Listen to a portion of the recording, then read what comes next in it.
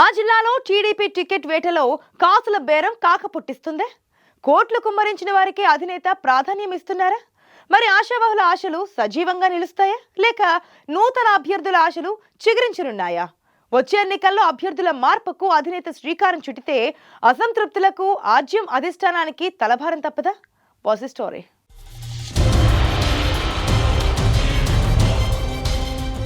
తెలంగాణ ప్రజా తీర్పు దేనికి సంకేతాలు ఇచ్చింది? బరిలో నిలిచిన అభ్యర్థులకా లేక పార్టీ సింబల్కా అన్నది ఏపీలో తీవ్ర చర్చలకు తావిస్తోంది. హ్యాట్రిక్ విజయంతో సీఎం పదవిని మరోమారు కేసీఆర్ చేపడతారని కేటీఆర్ చేసిన శపథానికి తెలంగాణ ఓటర్లు గట్టి షాక్ ఇచ్చారు. మరోవైపు ఆశావహులను పక్కన పెట్టి మాస్ ఫాలోయింగ్ ఉన్న నేతలను టికెట్ ఇచ్చింది కాంగ్రెస్ పార్టీ. దీంతో పార్టీ బంపర్ మెజారిటీతో విజయం సాధించింది. దీంతో ఏపీ రాజకీయాలు తీవ్ర చర్చలకు తెరలేపడంతో పార్టీ అధినేతలు బిగ్ అలర్ట్ అవుతున్నారు. ప్రధాన పార్టీలైన టీడీపీ, వైసీపీలకు రానున్న ఎన్నికలు పరువు ప్రతిష్టగా మారాయి. ఎన్నికల్లో గెలిచేందుకు జనం మధ్యకు రకరకాల పథకాలు, హామీలతో ప్రజలను ప్రసన్నం చేసుకునే పనిలో పడ్డారు.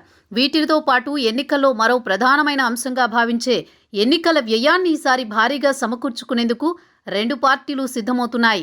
అయితే అధికార పార్టీలో ఉండేవారికి పార్టీ నుంచి నిధులు బాగా సమకూరే అవకాశం ఉండడంతో ప్రభుత్వంలో ఉండే ఎమ్మెల్యేలే ఆ పార్టీ నుంచి ఎక్కువగా పోటీ చేసే పరిస్థితులు కనిపిస్తున్నాయి. అయితే ఆ ఎమ్మెల్యేలు సైతం వచ్చే ఎన్నికల్లో కోట్లు ఖర్చు చేసే అవకాశం ఉన్నట్లు రాజకీయ పరిశీలకులు అంచనా వేస్తున్నారు. ఈ నేపథ్యంలో వారికి ధీటుగా ఎన్నికల వ్యయం చేసేందుకు ప్రతిపక్ష తెలుగుదేశం పార్టీ కూడా సిద్ధమవుతున్నట్టు తెలుస్తోంది. ఈ కసరత్తుల నేపథ్యంలో అభ్యర్థుల ఖరారులో టీడీపీ అధినేత పార్టీ తులాభారాన్ని కూడా ప్రామాణికంగా తీసుకుంటున్నట్లు సంకేతాలు కనిపిస్తున్నాయి. సీఎం జగన్ సొంత జిల్లా అయిన వైఎస్ఆర్ జిల్లాలో పోరాడేందుకు అభ్యర్థుల ఖరారు టీడీపీ డబ్బున్న వారికే టికెట్లు అన్న సంకేతాలను ఇస్తున్నట్టు తెలుస్తోంది.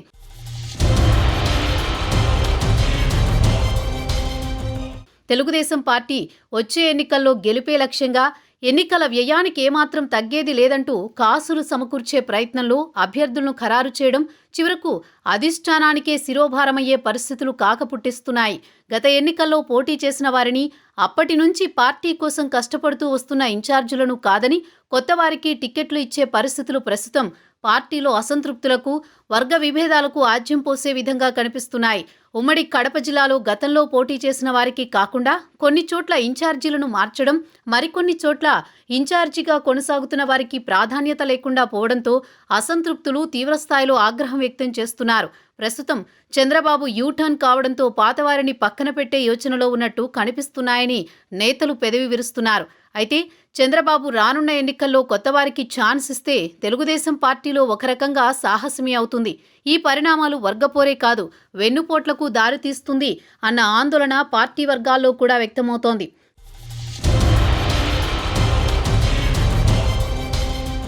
ఇక జనరల్ సెగ్మెంట్ అయిన రిజర్వ్డ్ నియోజకవర్గాలైనా సరే చంద్రబాబు మైండ్ సెట్ మాత్రం మారడం లేదని ఆశావహులు తమ గోడు వెళ్లబుచ్చుతున్నారు. ఉమ్మడి కడప జిల్లాలోని జనరల్ నియోజకవర్గాలే కాకుండా ఎస్సీ రిజర్వ్డ్ నియోజకవర్గాలకు కూడా సీట్ల కేటాయింపు తులాభారాన్ని ప్రామాణికంగా తీసుకున్నట్లు చర్చలు జరుగుతున్నాయి. ఉమ్మడి కడప జిల్లాలో బద్వేలు, రైల్వే కోడూరు అసెంబ్లీ నియోజకవర్గాలు రిజర్వ్డ్ స్థానాలుగా ఉన్నాయి. ఇక్కడ కూడా గతంలో పోటీ చేసి ఓటమి పాలైన అభ్యర్థులు ప్రస్తుతం పార్టీలో కొనసాగుతున్నారు. అయితే నామమాత్రంగా టీడీపీలో కొనసాగుతున్నప్పటికీ వారికి ఇప్పటి వరకు టిక్కెట్లు ఖరారు చేయలేదు. పైగా ఈ రెండు చోట్ల అభ్యర్థులను మార్చే అవకాశం ఉన్నట్లు జోరుగా ప్రచారం జరుగుతోంది. బద్వేల్లో ఇప్పటికే రాజకీయ తెరపైకి రోషన్న పరిచయమయ్యారు. ఆయనను దగ్గరుండి పోటీ చేయిస్తున్నారు బద్వేలు టీడీపీ ఇన్ఛార్జ్ విజయమ్మ. దీంతో ఆశావహులు, తెలుగు తమ్ముళ్లు ఆమెపై గుర్రుగా ఉన్నట్టు తెలుస్తోంది. రోషన్న బద్వేలు టీడీపీ అభ్యర్థిగా దాదాపు ఖరారు చేసినట్టు తెలుస్తోంది. రైల్వే కోడులో కూడా ఎన్ఆర్ఐ మహిళను బరిలో దింపే ఆలోచనలో టీడీపీ ఉన్నట్టు తెలుస్తోంది. ఈ పరిణామాలు చూస్తే ఇక్కడ కూడా ఎన్నికల్లో బాగా వ్యయం చేసే సత్తా ఉన్నవారికే అవకాశం కల్పిస్తున్నట్లు చర్చించుకుంటున్నారు. ఇదే జరిగితే ఈ రెండు సెగ్మెంట్లలో తెలుగు తమ్ముళ్లు, ఆశావహులు తమ అసంతృప్తిని బహిర్గతం చేసే అవకాశం ఉంది. దీనికి తోడు సామాజిక పోరు కూడా బలంగా ఎదుర్కోవాల్సిన పరిస్థితులు కనిపిస్తున్నాయి. ఎస్సీలకు రిజర్వ్డ్ అయినప్పటికీ ఎన్నికల వ్యయం కోసం కొంత మొత్తాన్ని ఖర్చు చేసేందుకు సిద్ధంగా ఉండడంతో పాటు అవసరమైతే మరికొంత మొత్తాన్ని పార్టీకి డిపాజిట్ చేయాలని అధిష్టానం మాట్లాడుతున్నట్టు అక్కడక్కడ చర్చలు జరుగుతున్నాయి. ఎన్నికల గెలుపు కోసం రేసు గుర్రాలను సిద్ధం చేసుకోవాలి. కానీ సీట్ల కేటాయింపులో తెలుగుదేశం పార్టీ కోట్లు కుమరించే వారికే ప్రాధాన్యత ఇస్తున్నట్లు సొంత పార్టీ నేతలే తమ అనుచరుల వద్ద ప్రస్తావించి బాధపడుతున్నట్లు తెలుస్తోంది.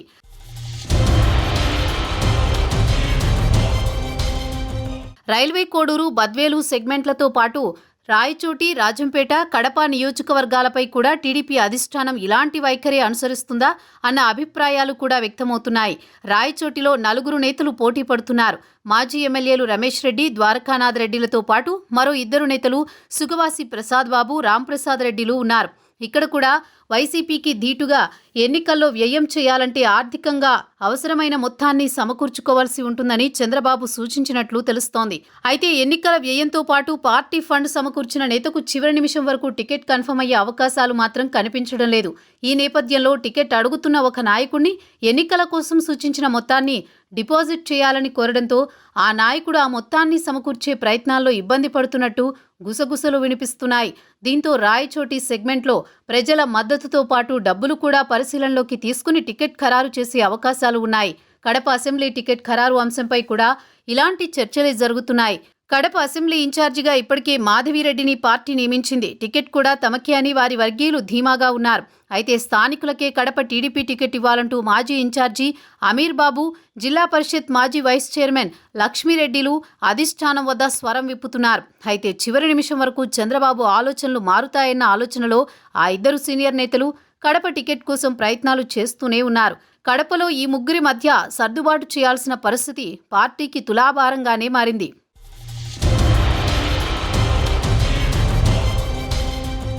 ఇక రాజంపేటలోనూ టికెట్ కోసం పోటీ పడుతున్న వారు ఆర్థికంగా ఎన్నికల ఖర్చు చేసేందుకు పార్టీ సూచించిన మేరకు సిద్ధంగా ఉంటేనే అవకాశం ఉంటుందని చెప్పవచ్చు.